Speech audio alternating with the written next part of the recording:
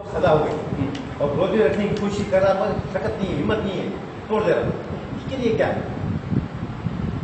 حکم یہ ہے کہ ایسا بیمار ہے جس بیماری کو، دو باتیں، جس بیماری کو لوٹنے کا مطلب صحت آنے کی امید نہیں ہے، تب تو وہ ہر روزے کے بدلے میں ایک مسکین کو 2 وقت کا کھانا کھلائے، اگر لوٹنے کی امید نہیں، اور اگر لوٹنے کی امید ہے تو پھر صحت آنے کے بعد اس کی قضا ہے۔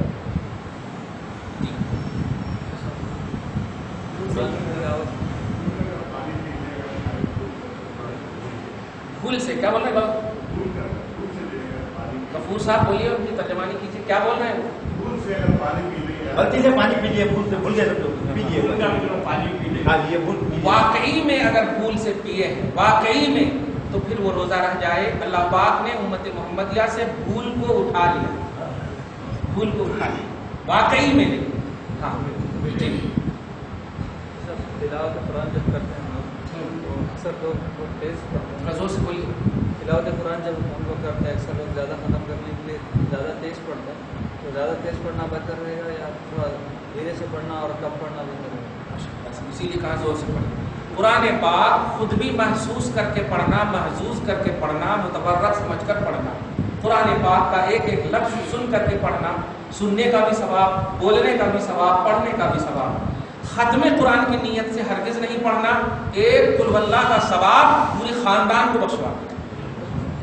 تو ثواب کی غرض سے آپ پڑھیے، ختم کی غرض سے نہ پڑھیے، جتنا بھی ہو ایک لائن پڑھیے، سمجھ کر پڑھیے، سوچ کر پڑھیے، نہیں سمجھ میں آ رہا لیکن ایک دم چوس چوس کر محبت سے ایک دم پڑھیے، انگلی رکھ کر کے پڑھیے، انگلی کو نہیں اللہ پاک جلائے۔ تو مطلب یہ کہ تیز نہیں پڑھنا چاہیے، تیز سے مراد یہ کہ خود سمجھ میں نہیں الحمدللہ نہیں، ایسا نہیں پڑھنا، ایک دم صاف ستھرا انداز میں پڑھنا چاہیے۔ ہاں سننا بھی ثواب ہے، پڑھنا بھی ثواب ہے۔ ہم آپ کو چائے لانے بولے اور سنے ہی نہیں تو کہاں سے ثواب ملے گا؟ تو ایسے بھی ضروری ہے کہ بولنے والے کے ورڈ بھی سننے میں آئے اور سننے والے بھی سنے صحیح سے۔ جی ثواب پارا ایک مسجد میں ہو رہا ہے، وہی مسجد میں پورا کنٹینیو کرنا پڑے گا یا اور بھی ثواب پارا کہیں اور جگہ کہیں اور؟ تراویح پڑھنا آپ کے لیے سنت ہے، ایک ختم قرآن ایک حافظ کے پاس پڑھیں گے تو افضل ہے۔ یہ ایک اگر کبھی کسی سچویشن کی وجہ سے بارش ہو گئی ہے، گاڑی نہیں ہے، کچھ بھوکا دے دی تو اب کیا کرنا، کہیں پر بھی اویلیبل ہے پڑھ لیجیے۔ تو تراویح مطلق تراویح کا آپ کو ثواب ملے گا، کیونکہ پورے مہینہ تراویح پڑھنا سنت ہے۔ جماعت کے ساتھ ایک قرآن اگر پڑھنا ہے تو یہ افضل ہے، فقہاء نے یہ فرمائے۔ اس لیے اگر میسر ہے قدرت آپ کو تو آپ ایسا کیجئے کہ آپ کنٹینیو پڑھیے، ماشاءاللہ آپ کا اعتماد اور بھروسہ بھی آپ کا رہتا۔ ورنہ اگر آپ چھوڑ کر گئے اور اگر اس دن کی تراویح صحیح نہیں ہوئی تو پورا افسوس ہو جاتا ہے، یہ کہ چھوڑ کے وہ افسوس ہو جاتا ہے۔ اس لیے اللہ کے رسول فرماتے بخاری میں ان احب الاعمال الی اللہ ادومها، کہ عمل میں سب سے زیادہ اللہ کو پسندیدہ چیز اس پر کنٹینیوٹی، اس پر دوامیت ہے، اس پر ہمیشگی۔ جی جی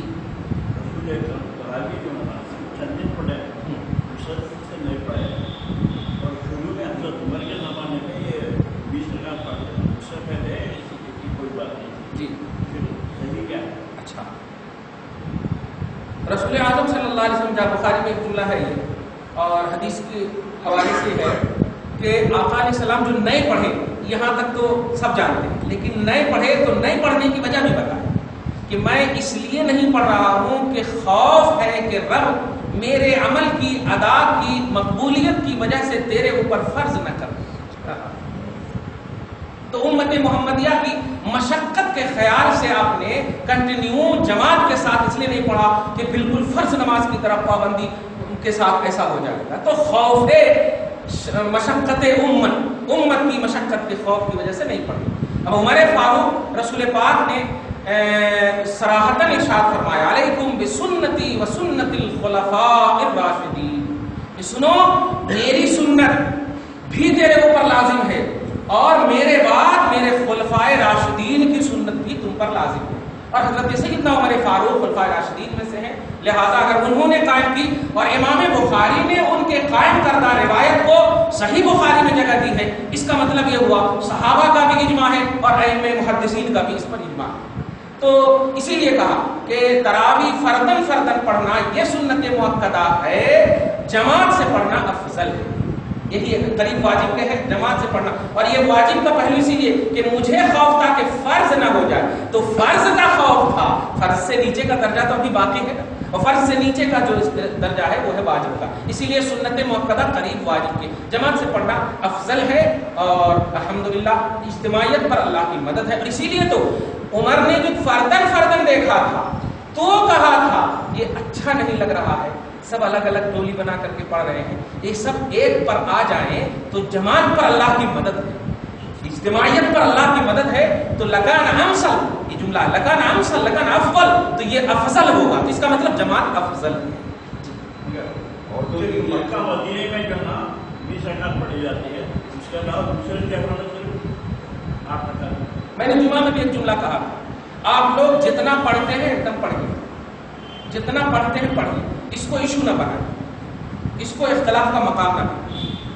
فقہا نے اختلاف کر دیا ہے اور مسئلہ متحقق ہو چکا ہے. اب ایک میٹنگ کر رہے ہیں آپ حضرات, تو میٹنگوں میں رائے مختلف ہوتی, لیکن جب میٹنگ ختم ہو جاتی تو ایک رائے ہو جاتی.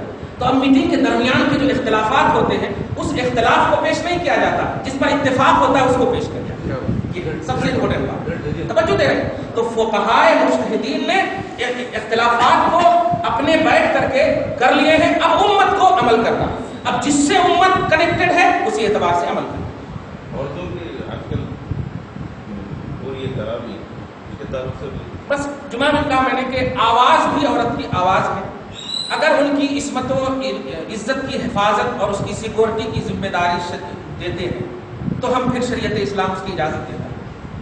آواز باہر نہیں جانی چاہیے, کیونکہ آواز بھی عورت کی عورت ہے. آواز جائے گی, چلنے والا بمپھڑ الٹا پلٹا لڑکا آواز سے محسوس ہو سکتا ہے, تو وہ عبادت کر رہی تھی, بجائے عبادت کرنے کے کچھ اور اٹریکشن کر دیا. اس لیے اگر پڑھنا چاہتی ہے تو پڑھے, لیکن تراویح کا مسئلہ بڑا امپورٹنٹ ہے عورت کے حوالے سے. وہ جماعت اگر کرنا چاہتی ہے, پورا کمانڈیڈ ہے, پیریڈس وغیرہ کا مسئلہ, کیونکہ یہ ایسی چیز ہے کہ کبھی بھی آ جاتا ہے. تو اگر واقعی عادیہ ہے, عادیہ کا مطلب ہوتا ہے کہ مہینے میں متعین ہے کہ اسی مہینے میں اسی دن میں آتا, تو اگر ایسا کمانڈیڈ عادیہ عورت ہے تو اس کی جماعت کا طریقہ یہ ہے کہ پہلی صف کے جہاں پر مؤذن سب کھڑے ہوتے ہیں وہیں پر اس کی جماعت کی جو امام ہوگی, امام کا بھی لفظ نہیں, وہ پڑھانے والی جو حافظہ ہوگی وہاں پر کھڑی ہوگی, آگے کھڑی نہیں ہوگی, صف اول کے بیچ ہی میں کھڑی ہوگی, ذرا بھی آگے پیچھے نہیں ہوگی. جو دے رہا, تو یہ ہے اس کے پڑھنے, جماعت کے ساتھ پڑھنے کا طریقہ. اور نہیں تو افضل یہی ہے کہ وہ اپنے گھر میں پڑھے, ان کا قدم رحمت والا, ان کا پڑھنا بھی رحمت والا, گھر کو ضرورت ہے. اور اسی لیے تو میں نے ایک جملہ ابھی بڑا محظوظ ہوئے لوگ کیا کہ آپ جب تراویح پڑھیے تراویح, تو آپ کھڑے ہو کر کب شب کر رہے ہیں, نہیں, آپ کا جسم, آپ کی ادا اللہ کے گھر میں ہے اور گھر میں عبادتیں کر لی ہیں, اب یہ پورا جسم برکت والا ہو چکا ہے. فوراً گھر جائیے اور گھر میں قدم رکھ کر کے سلام کرتے ہوئے داخل ہوئیے, وہ گھر میں برکت دیجیے, بجائے کہ آپ فوراً ہوٹل چلے جاتے ہیں تو پستہ ہاؤس والے کا بہت زیادہ حلیف پھرنے لگتا ہے, پوری برکت وہیں چلی جاتی. آپ اس کو لاجک میں بھی سمجھیے, پوری برکت والا جسم وہیں چلا جاتا. اس لیے اس سے بڑا کام ہوا, ارے بابا یہ تراویح والوں کی برکت ہے. اس لیے آپ ہر کس گھر پہلے جائیے, ماں باپ کو سلام کیجیے, گھر میں سلام کیجیے. کوئی نئے بھی ہے تو آپ مت کیجیے, خود سلام کیجیے, نبی جواب دیں گے, روح محمدی جواب دیں گے, فرشتے جواب دیں گے, تو وہاں پہلے جائیے, خوب فریش ہو جائیے. جب یقین ہو جائے کہ نہیں پوری برکت میرے گھر میں ہے, پھر جائیے آپ کھانے والا. اللہ تعالیٰ ہم سب کو, آپ سب کو خصوصیت کے ساتھ آج کی محفل میں بیٹھنے اور اس میں جتنی بھی سعادتیں ہیں ہم سب کو لوٹنے اور اس پر مکمل طور پر فیض حاصل کرنے کی توفیق عطا فرمائے. ہم سب کے اولاد کو برکتوں سے نوازے, ہم سب کے گھر بار میں برکتیں عطا فرمائے. آنے والے